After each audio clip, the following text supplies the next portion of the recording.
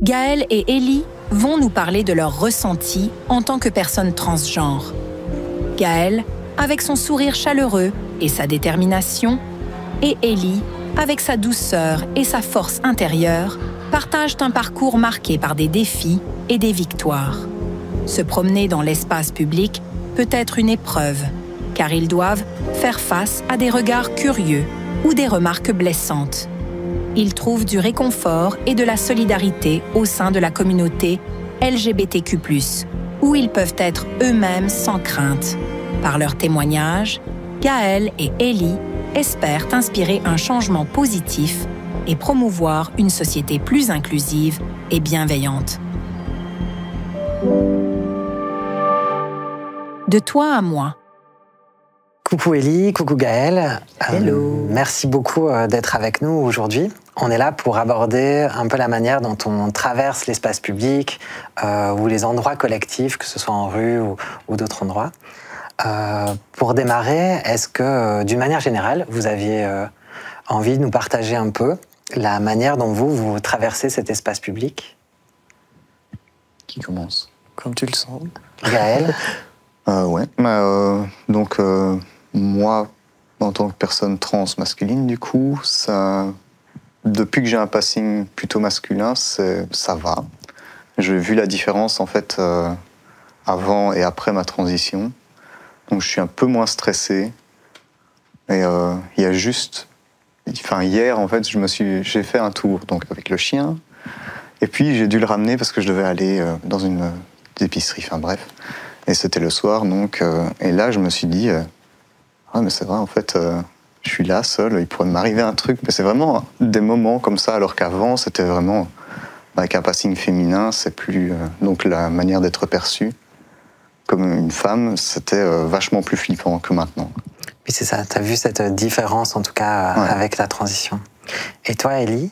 Ben moi, c'est assez particulier parce que comparé au discours qui est souvent mis en avant, mais c'est vraiment moi qui suis un cas particulier, j'ai pas vraiment ressenti de différence entre le avant et le après.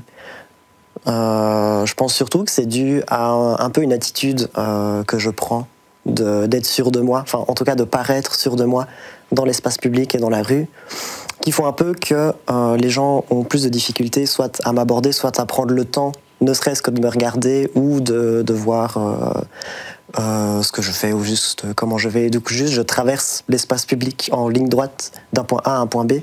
Et les gens n'ont pas le temps de m'interpeller à mi-chemin, en fait. Donc, ne serait-ce que pour avoir des réflexions ou des regards. Et puis, il y a aussi le fait que, du coup, je passe beaucoup outre, même si j'ai remarqué, depuis ma transition, que, fatalement, oui, il y a beaucoup de gens qui regardent, qui jasent et qui causent dans le dos, mais j'ai rarement eu des personnes qui viennent frontalement venir chercher la confrontation. Mais cette manière, du coup, de traverser, en étant sûr de toi, en ligne droite, est-ce que ça, c'était déjà là avant, ou c'est quelque chose que tu as plutôt conscientisé depuis ta transition? Non, c'est quelque chose qui était plutôt déjà là avant, en fait. Donc c'est pour ça que j'ai pas vraiment ressenti de différence, ne serait-ce que les quelques regards qui, évidemment, du coin de l'œil, on les voit. Il n'y a rien à faire, mais... Non, je pense plutôt que c'est lié plus à mon parcours personnel que par rapport à ma transidentité, cette manière de traverser l'espace public. Et tu sens la différence, par exemple, quand vous êtes à plusieurs? Parce qu'il y a une manière de tenter d'être pas trop visible, par exemple, dans ce que j'entends, mais si on est à plusieurs personnes LGBTQ+, plusieurs personnes trans, alors là, cette stratégie, j'ai l'impression qu'elle marche un peu moins bien. Non, c'est que c'est même pas qu'elle marche moins bien, c'est que du coup, on cherche pas à la mettre en avant, vu que le fait d'être en groupe, finalement, on n'en a pas besoin. Parce que du coup, les gens vont encore moins avoir, entre guillemets, le courage ou l'audace, dirais-je, de venir chercher la confrontation, parce que justement, il y a cet effet de groupe-là qui permet aussi de relâcher la pression et de se dire on est ensemble, on est à plusieurs, donc il y a moins besoin d'être sur ses gardes, quoi. Oui, c'est ça. Toi, Gaël, c'est un peu aussi ça que quand on est en groupe, que tu ressens? Ou plutôt... C'est la même chose, quoi. Moi, c'est surtout par rapport aux autres personnes qui sont avec moi qui seraient plus mal à l'aise et qui recevraient des réflexions et tout, mais moi, personnellement, j'en reçois pas. Donc voilà. Ok. Et est-ce que ce soit avant ta transition ou depuis, il y a des stratégies d'évitement, par exemple, que tu... ou essayer de désamorcer des potentiels violences ou des risques d'insécurité? Déjà, oui, je regarde s'il n'y a pas un groupe de personnes, par exemple le soir, etc. Mais un peu comme tout le monde. Mais c'est pas vraiment par rapport à la transidentité, c'est vraiment l'apparence et tout, parce que je me balade de manière habillée un petit peu, on va dire, hein, comme une personne homosexuelle, hein, tu vois, avec les boucles d'oreilles, les trucs. Donc je fais attention un peu à ça, mais ça va. Mais je me souviens d'un incident que j'ai eu quand j'étais pas encore out et surtout pas en transition donc médicale. Donc j'avais encore un passing féminin. J'étais à un arrêt de bus et il y a un gars qui est arrivé de manière un peu bizarre. J'ai flippé, quoi. J'ai appelé mon ex. J'étais, viens, il y a quelqu'un. Je me sens pas à l'aise. Alors que maintenant, ça m'arrive plus tant que ça. Puis on avait discuté aussi du fait de passer. Enfin, moi, j'habite près du parc Louise-Marie. Donc, je me balade parfois le soir avec mon chien dans le parc. Et donc, on s'est dit, bah oui, le chien, ça dissuade aussi, c'est vrai, mais on avait fait l'expérience, donc Alex, qui est une femme, cis, qui s'est baladée avec le même chien dans le parc, s'est quand même fait emmerder, donc... Ça n'explique pas tout. Voilà, ça n'explique pas tout. Le chien n'explique pas tout. Voilà. Et on parle beaucoup d'une plus grande visibilité des transidentités, que ce soit dans les médias, dans la culture, dans les discours. Est-ce que vous pensez que cette plus grande visibilité fait qu'on vit moins de transphobie, ou au contraire qu'on est dans une période où, par cette visibilité, il y a aussi une polarisation, où ça peut se tendre et où... Je pense que là, en fait, le truc, c'est moi personnellement, donc en tant que mec trans, on en parle beaucoup moins. Je crois qu'il y a des gens qui savent même pas que ça existe. Donc ils sont peut-être même pas au courant que je suis une personne trans. Donc voilà. C'est surtout quand les gens le savent, en fait, je pense, que les violences commencent à arriver.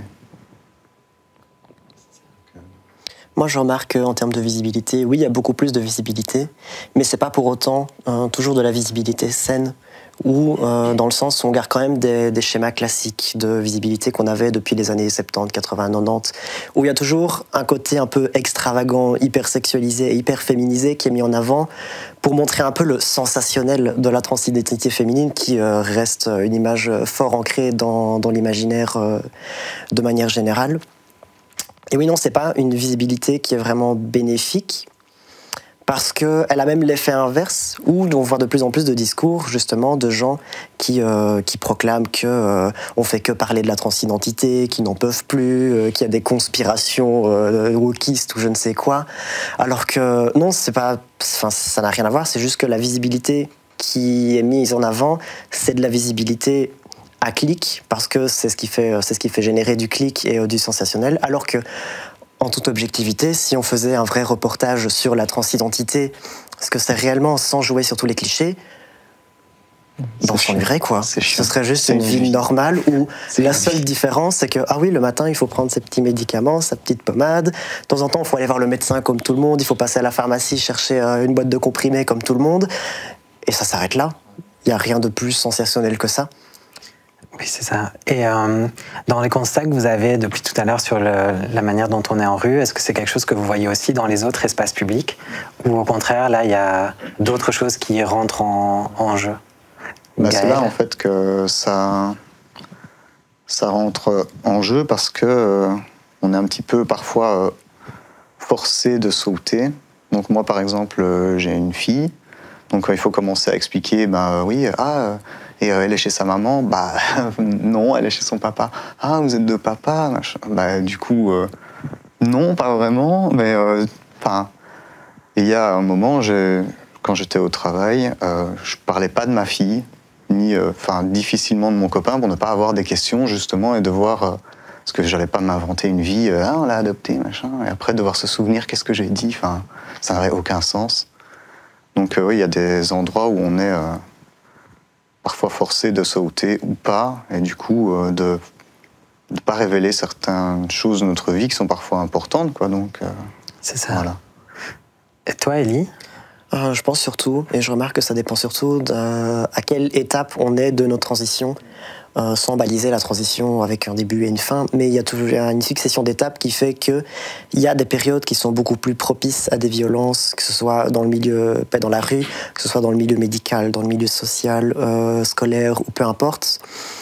Et les 3/4 du temps, là où il y a le plus de violence, c'est quand il y a simplement, entre guillemets, une transition sociale, donc simplement changer d'apparence, etc.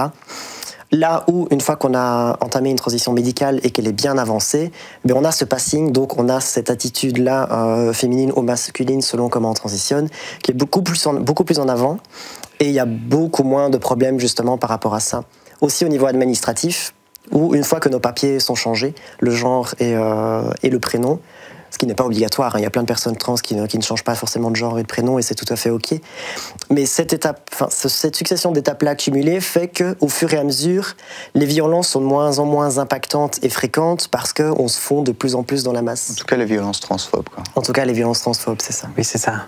Donc c'est aussi ça, une particularité, je pense, de la place des personnes trans dans la rue, c'est que ça dépend des personnes, mais aussi pour la même personne du moment de sa transition. Mais il y a toujours cette pression, oui, du coup, à pousser la personne à ressembler à ou à suivre la marche pour ressembler à la norme, alors que c'est pas forcément ce que tout le monde recherche et ce dont tout le monde a besoin, quoi. Oui. Et t'abordais un peu la parentalité, ce qui est quelque chose qui est peu souvent abordé, la parentalité trans, donc, mais pas en tant qu'avoir un ou une enfant trans, mais en tant qu'être parent et trans. Ouais. Bah, moi, j'ai fait ma transition et mon coming out, donc ma fille avait déjà 10 ans ou plus. Donc ça a été, mais alors, il y a beaucoup de parents trans donc, qui ont déjà eu des enfants avant transition et qui sont déjà plus âgés, qui ne changent pas de titre, entre guillemets. Moi, pour ma fille, c'est toujours maman, mais avec les accords masculins. Donc ça amène à des situations très drôles à l'école, où quand elle doit expliquer oui c'est ma maman, mais non c'est il, ou alors quand on va dans une administration et qu'on me demande c'est pour Lison, oui, et vous êtes sa mère, donc la grosse voix, moi ça me fait un peu rigoler quand même.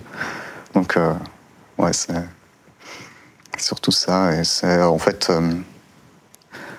cette parentalité qui fait que parfois bah oui on est ôté quand on est plus dans un environnement ou avec des collègues ou des personnes à qui on doit parler que dans la rue, finalement. Moi, avec Lison, on nous prend pour un couple, déjà. Sauf souvent, si elle crie après. de frères et sœurs. Sauf si elle crie après toi. Voilà, si ouais, c'est maman. Ouais, alors là, les gens peuvent se dire, ouais, c'est un peu... Quand on parle de traverser l'espace public, parfois on se pose la question de est-ce qu'on aurait besoin de lieux de refuge dans la ville, donc que ce soit par exemple là dans le centre-ville de Namur. Est-ce que c'est quelque chose que vous pensez nécessaire, encore indispensable, d'avoir des lieux qui seraient un peu plus identifiés, comme des endroits où en cas de harcèlement, en cas d'agression, on peut trouver un soutien, une personne, ou être simplement mise en sécurité? Élie? Je pense oui que c'est toujours pertinent, surtout quand on est, comme je disais, en début de transition, les bébés trans. Dans le sens où du coup on est beaucoup plus sujet à ce genre de violence et on a beaucoup moins les armes en main que pour pouvoir s'y défendre. Et donc oui, de la même manière que dans certains bars, enfin dans la plupart des bars maintenant quasi, il y a un peu des codes pour justement prévenir les barman d'une éventuelle agression ou quoi. Et du coup, là, il y a une mise à part qui est faite. Je pense, oui, c'est complètement pertinent d'avoir certains milieux où il y aurait ce même système de code un peu intrinsèque qui permettrait justement aux responsables, aux gérants, etc., aux barman ou peu importe, selon l'endroit, de savoir qu'est-ce qui se passe et de pouvoir mettre la personne à part pour justement éviter le conflit et temporiser le truc le temps que le danger passe et se tasse.